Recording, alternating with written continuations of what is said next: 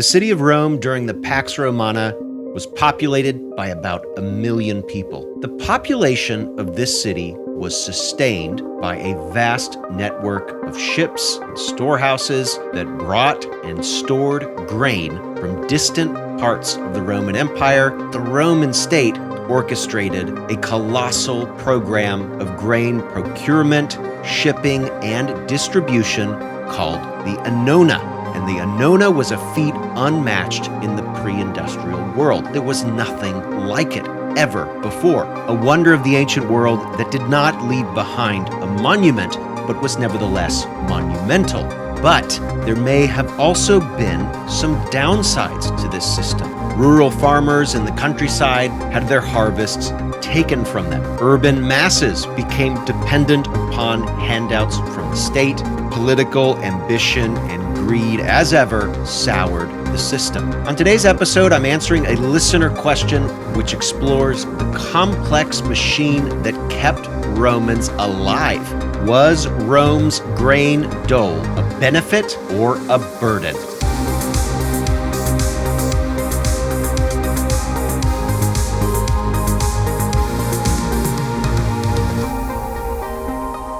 Question and Answers, Episode 7. Was Rome's grain dole a benefit or a burden? Before we get to today's episode, I just want to mention that I've dropped a lengthy YouTube video answering the question, why did Julius Caesar cross the Rubicon?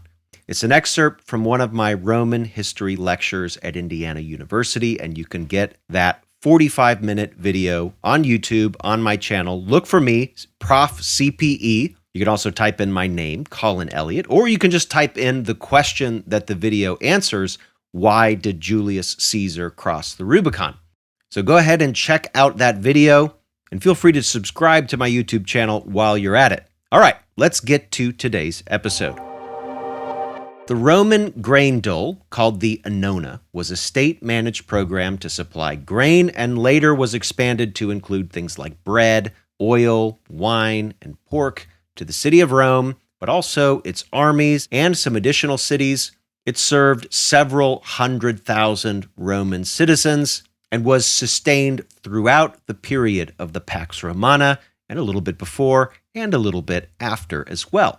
The program originated in the middle of the Roman Republic, originally instituted by the populist politician Gaius Gracchus in 123 BC as a grain subsidy, and then eventually made into a free grain program in the 50s BC. And like many government programs, once it got started, it was essentially impossible to get rid of. Both Julius Caesar and the Roman Emperor Augustus placed some limits on who could receive the free grain, but otherwise the system remained intact for the vast majority of the history of the Roman Empire. The idea here was to ensure food stability for Rome's 1 million inhabitants, but did it actually work? Was the Annona helpful in terms of alleviating hunger, stabilizing society? Or was it harmful? Did it distort markets? Did it exacerbate inequality? Did it weaken the rural Roman economy? Well, I'll tell you right up front what my view is. I think the Annona was a monumental logistical achievement, and at times it truly mitigated urban food insecurity in the city of Rome. At the same time, it was inefficient. There were political problems with this system, and it was also exploitative. In the end, I think this system was probably more harmful than good, especially to the Roman countryside, and I think it had some long-term unintended consequences that are worth exploring in full. So let's go ahead and get to it. First, I want to start with what some of the helpful aspects of the grain dole system were. First of all, did it mitigate urban food insecurity? Superficially, yes. The Roman grain dole provided around 32 kilograms, or what the Romans would call around 5 modii of grain every month to about 200,000, give or take, eligible male Roman citizens. That amount of grain, 32 kilograms a month, is sufficient to feed not only one male adult, but also a dependent as well, a wife, a child, maybe even a little more than that. And so even though around 200,000 citizens were eligible, really probably 300 to 400,000 Romans actually ate the free grain. Having regular access to grain would have reduced malnutrition in the city of Rome. It would have decreased the risk of starvation, especially for the urban poor, and particularly during long crises, because it drew on state-controlled grain stores. The social dynamics in the city of Rome were volatile, and hunger was a pervasive problem, and so the grain dole could be used in times of crisis to alleviate famines, provided that there was grain available in Rome's storehouses. The Roman grain dole was also an impressive logistical achievement. If you think about it, the grain that fed the city of Rome came from some of the far-flung provinces of the Roman Empire, Egypt, North Africa, and then closer to home in Sicily and Sardinia. The amount of grain needed to feed Rome's population was well over 200,000 to maybe 300,000 tons of grain annually. To get all of this grain over to Rome, Roman emperors had to use several ports and mobilize resources to keep these ports running and even improved. Ports like Ostia, Portus, and the port at Alexandria, where the grain departed Egypt. Hundreds, maybe thousands of merchants took voyages annually with ships, some carrying 65 tons of grain, but some ships appear to have been able to carry several hundred tons of grain. These ships navigated a fairly predictable Mediterranean route, first from Italy to Alexandria, which was a relatively straight shot, about a 2-week journey, but the return journey was much more difficult due to contrary winds and the need to stay near the coast. So to get from Alexandria, for example, in Egypt, all the way to one of the Italian ports took probably 2 months, maybe in some cases 3 months, depending on how many stops and what the weather was like and all of those things.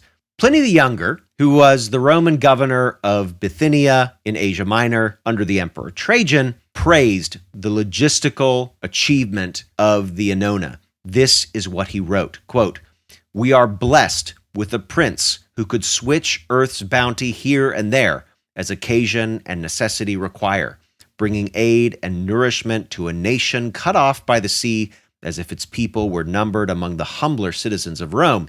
He can so join east and west by convoys that those people who offer and those who need supplies can learn and appreciate in their turn, after experiencing license and discord, how much they gain from having one master to serve. Divide a common property, and each individual must bear his own losses. But where everything is jointly held, no one suffers personal loss, and all share in the common wealth." That's Pliny the Elder in his panegyric to the Emperor Trajan. What is he saying? The Annona was a logistical success from Pliny's perspective as a member of the Roman elite. Now, Pliny credits Trajan himself with managing the Roman grain supply. That's not exactly how it worked. Rather, the emperors appointed a praefectus Annonae, an imperial official in charge of the grain supply, and it was his job to implement imperial policy that made the grain supply happen. What did this look like during the Pax Romana? Well, the prefect could offer subsidies to make the transport of grain cheaper for those who shipped it. After all, grain was nowhere near as profitable to ship as luxury goods that came from Egypt. The prefect would also offer tax exemptions, and we know that such exemptions were given under the Roman emperors. Finally, a kind of state-sponsored insurance was given to ship owners, especially those who captained the largest grain ships. This occurred under Claudius. The insurance program provided a backstop in case storms or some other kind of event led to a disruption or a loss of a captain's grain shipment. The state would pay for any losses. And this incentivized even more private merchants to invest their resources in the Annona system. All of these legal protections provided support to private merchants and enabled them to meet the needs of the Roman state. The last benefit that I'll mention of the Roman grain system is a social one. For the Romans, this system was not merely about providing grain. It was not simply a welfare program meant to, say, alleviate hunger. It was not purely a social program. Eligibility for the grain dole was a mark of citizenship. It was restricted to citizens. Therefore, it came with a degree of status. Having the right to take free grain in the city marked one off as privileged against non-citizens, slaves, and even women and children. The grain dole was also hereditary. The men that received free grain could do so because their father or their grandfather or other distant male ancestors had been Roman citizens. And so the grain dole reinforced civic identity and loyalty to the Roman state. Participating in the grain dole was not merely an act of receiving food. It was a way to participate in the government and lend it legitimacy. Very different in some ways than modern welfare programs, which in many countries still carry a kind of social stigma with them. One doesn't always want somebody else to know that they receive help from the state. In Rome, the opposite was true.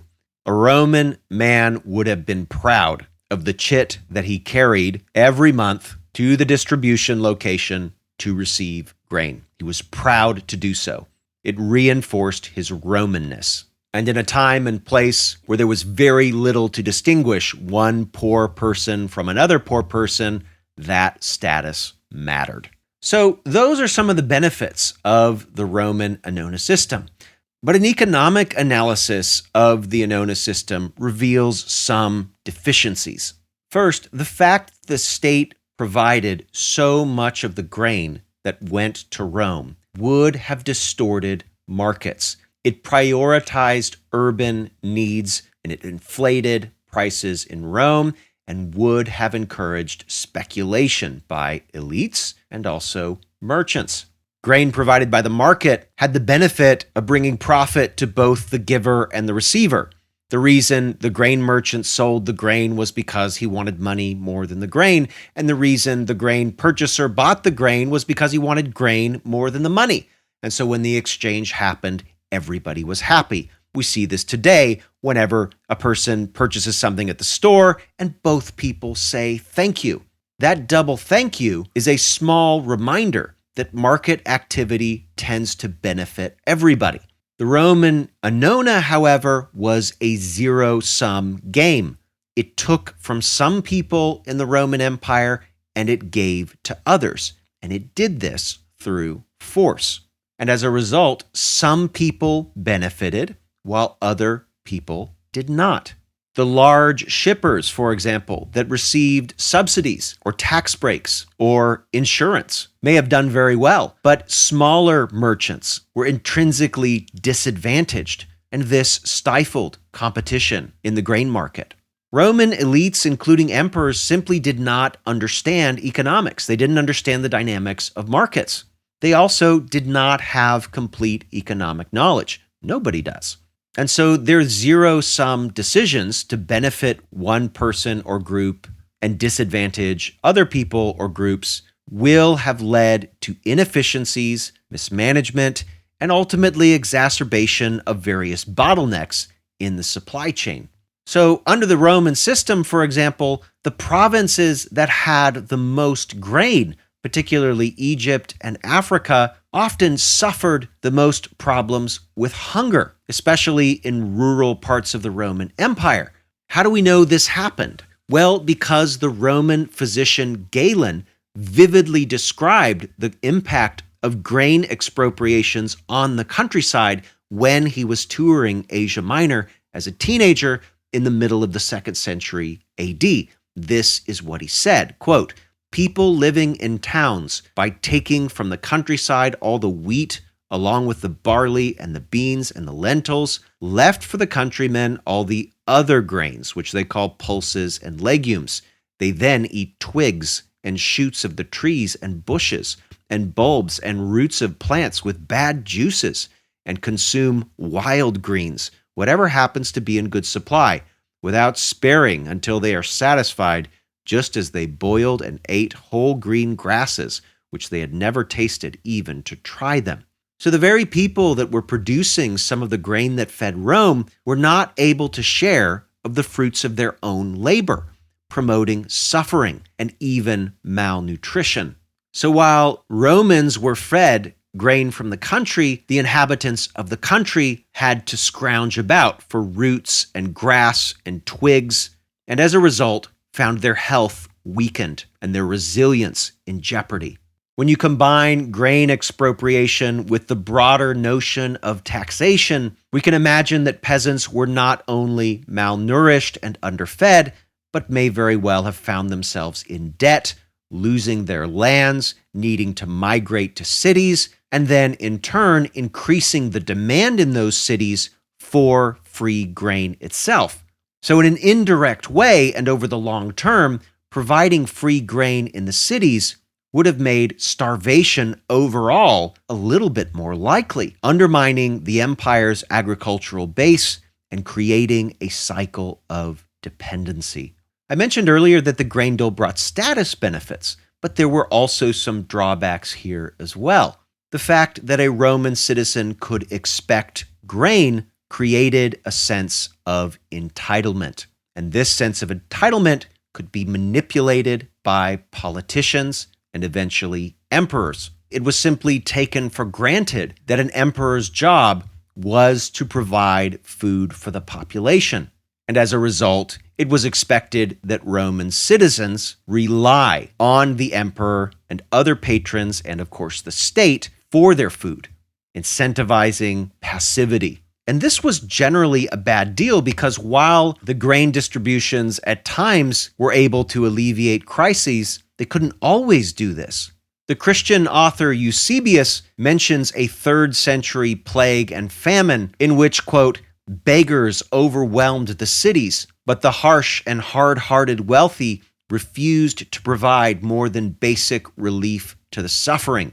Finally, there were some logistical problems that the Annona system simply could not overcome, and which, over time, placed enough strain on the system to produce major failures. The Mediterranean is not safe for sailing the entire year, at least for the types of ships that sailed during the Roman period. Between May and September, or if the year was particularly good, between April and October, there was very little problem sailing the Mediterranean. Captains of grain ships could easily make the long journey from, say, Alexandria all the way to Italy. In the winter, the situation was a little bit different. Now, historians have debated this question. How bad were the storms and the general poor weather from, say, November to March? Was the Mediterranean, for example, closed entirely to shipments? Well, probably not, but it was a riskier time. And during particularly bad winter seasons or long winter seasons, grain shipments would be delayed. And if storehouses ran out in Rome and other cities, the entitled, dependent populations began to suffer and eventually to revolt. But it wasn't just the weather that delayed grain shipments for the Roman state. There were all sorts of rules that the state imposed in order to regulate numerous aspects of the grain procurement and shipment and distribution process. How do we know this? Well, we have a letter from a man who was on a grain ship, and he mentions the routine delays as a ship full of Alexandrian grain just sat in the harbor for almost a month. This is what his letter says, and I've changed the dates that he gives, which are in Egyptian months, into dates in the modern calendar, so you can understand just how long all of this took. I wish you to know that I reached land on June 30th. We unloaded our cargo on July 12th. I went up to Rome on July 19th. The place welcomed us as the god willed, and we are awaiting our discharge. So far, up to today, August 2nd, nobody in the grain fleet has been released. That is a letter from a crewman, also known as Papyrus BGU 127. That letter shows that it took over a month and counting for the ship to arrive, unload its grain, and then get discharged. What does this show? Well, had the state not had a highly regulated process in which there were various queues and inspections and limitations on dock workers and a variety of other inefficiencies, that ship may have been able to make multiple trips in a single sailing season, vastly increasing the supply of grain in the city of Rome. So while the Annona provided immediate relief for urban citizens in times of crisis, the costs of this system, both for grain itself, but also for the wider Roman economy, gradually accumulated and compounded over time. The exploitation of rural provinces weakened the empire's agricultural foundation, and market distortions reduced economic resilience, adding fractures and stresses in the economic system that would eventually boil over into crisis by the time we get to the late 2nd and 3rd centuries AD. Around that time, the city of Rome could no longer sustain grain shipments from Egypt and had to switch and procure grain from closer provinces, Africa and Sicily. But even then, the system could not last. As Rome dealt with invasions from Northern Europe and the Eurasian steppe in the 4th and 5th century, Rome's grain supply in Africa was eventually cut off. As a result, the population of the city declined from about 1 million people in the middle of the 2nd century to perhaps between 30 and 60,000 by the 5th century AD. So, was this system a remarkable achievement? Yes. Did it feed hundreds of thousands of Romans in the capital? Yes. Did it at times prevent famine? Absolutely. At the same time, the costs of this system were steep. It gradually drained rural communities and built in inefficiencies to a monopolistic system.